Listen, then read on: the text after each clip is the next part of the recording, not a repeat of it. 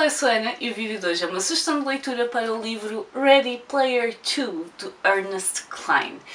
Tenho a dizer inicialmente já que Ready Player 1 é um dos meus livros favoritos. Eu adoro a forma como o livro está feito, a forma como o livro está escrito, todas as referências que o livro faz a livros, filmes, séries, jogos, tudo o que era anos 80. E portanto, óbvio que alguém vai para o segundo livro com algumas expectativas. Eu tentei ao máximo que elas estivessem muito baixas, porque as reviews deste livro não costumam ser muito favoráveis.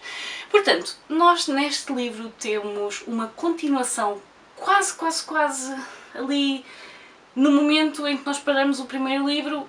Este livro vai pegar 3 dias depois. E portanto nós temos aqui basicamente os personagens que tínhamos no primeiro livro, temos os 4 ou 5 do primeiro livro, e o que vai acontecer é que a partir do momento em que terminam a quest que tinham no primeiro volume, ou seja, encontraram o easter egg, conseguiram eliminar no fundo a concorrência má que iria fazer com que o futuro da humanidade que usava aqui o Oasis ficasse comprometida. Portanto, nós aqui continuamos a acompanhar os acontecimentos da perspectiva do Wade, que foi sempre a personagem que nós acompanhamos, e o que acontece é o Wade então conseguiu terminar a primeira quest do primeiro livro e passado 2-3 dias de ter sido eleito como herdeiro do Halliday, ele descobre uma coisa. E o que ele descobre pode vir a mudar a forma como nós nos relacionamos com as pessoas, principalmente de forma digital. E portanto, o Wade vai descobrir que, além de ter herdado o Oasis, portanto toda a plataforma virtual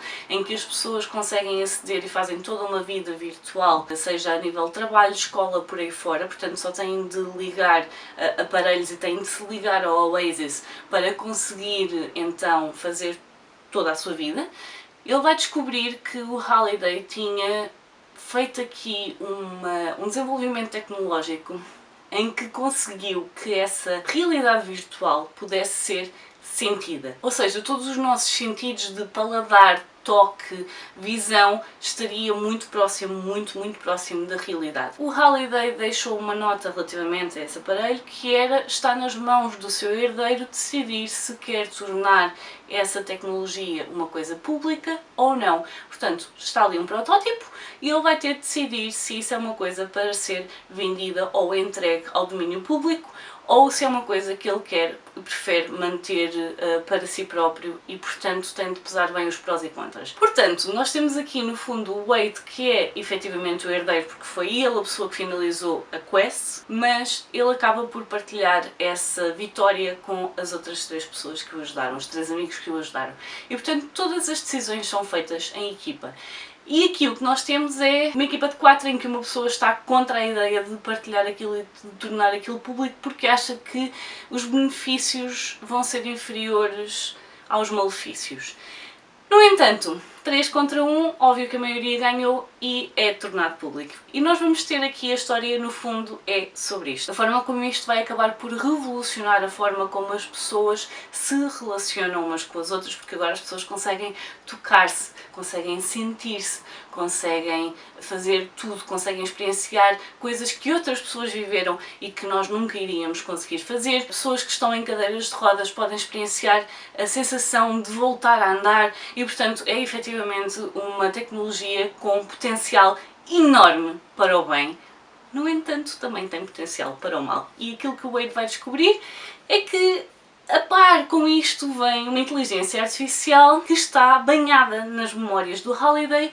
No entanto, o Halliday esteve a escolher pequenas coisas para retirar dessa inteligência artificial, o que faz com que ela não seja propriamente boa das ideias. Portanto, é isto. A história base deste livro é esta. Nós temos aqui uma inteligência artificial que vai fazer com que eles estejam novamente numa caça para encontrar um easter egg, e eles têm de conseguir fazer isso num tempo recorde. E eles não sabem muito bem o que é que vai acontecer quando conseguirem encontrar todos os fragmentos que compõem aquela peça que a inteligência artificial está à procura. E portanto, qual é o meu verdito final em relação a este livro? que é uma coisa que eu geralmente nem falo muito aqui. O que acontece aqui é que a ideia base é muito boa. No entanto, enquanto o primeiro livro faz referência maioritariamente à década de 80, nós aqui temos mais ou menos até aos nossos dias, porque já não há o constrangimento de a personagem tem aquela pancada com tudo o que era anos 80 e portanto vive no passado. Nós aqui temos, por exemplo, referências a Minecraft, temos referências a várias coisas. Uma das coisas que refere aqui, no fundo, que acaba por dar o mote para este livro, e eu fiquei contente de ter lido antes, é Neuromancer. Porque o William Gibson criou uma SimStream, que é o aparelho que permitia que as pessoas experienciassem, sentissem então a forma como os outros estão a sentir. E isso é uma coisa que o Ernest Cline usou aqui, faz referência a personagens, faz referência a algumas situações. Não digo que vá dificultar a percepção do livro se não tiverem lido o Neuromancer, não precisam de ler o Neuromancer. Se calhar há algumas situações que ele fala aqui que vos vão passar ao lado, mas honestamente eu acho que há muitas coisas neste livro e no primeiro que me passaram também ao lado, porque como eu não as conheço, não me saltou à vista. No entanto, também faz referências a Doctor Who, faz referências a Beatles, faz referências a imensas coisas que eu adoro e portanto este livro tinha tudo para eu ter gostado imenso. Onde é que falha para mim? Algumas situações em que as personagens foram contra aquilo que são. E por isto eu quero dizer que algumas decisões são tomadas sem nos serem explicadas, indo não propriamente de acordo com aquilo que a personagem já nos mostrou ser. E aqui eu estou a referir-me diretamente a Artemis. Há uma altura em que ela deixa de falar com os personagens e depois, efetivamente, quando eles precisam mesmo, quando eles já estão completamente entalados e precisam de ajuda, ela aparece e ajuda. Que essa parte é completamente relacionada com o personagem. O que eu não achei que estivesse bem foi ela tinha um motivo para abandonar o barco, por assim dizer, e depois isso não é referido, não é feita nenhuma referência ao facto de eles terem passado algum tempo sem falar. Ela não fala sobre as coisas que lhe desagradaram e portanto ela simplesmente cai ali e ajuda e parece que não passou tempo nenhum e que não aconteceu nada. E para mim isso estragou-me bastante a minha experiência de leitura com este livro, porque houve pequenas situações de atitudes das personagens que eu não consegui rever, não consegui que me parecessem naturais. No entanto, eu gostei do livro, ele está muito interessante. Acho que estava uma misturada um pouco maior em relação às referências que são feitas. Como eu disse, o outro é uma ode aos anos 80.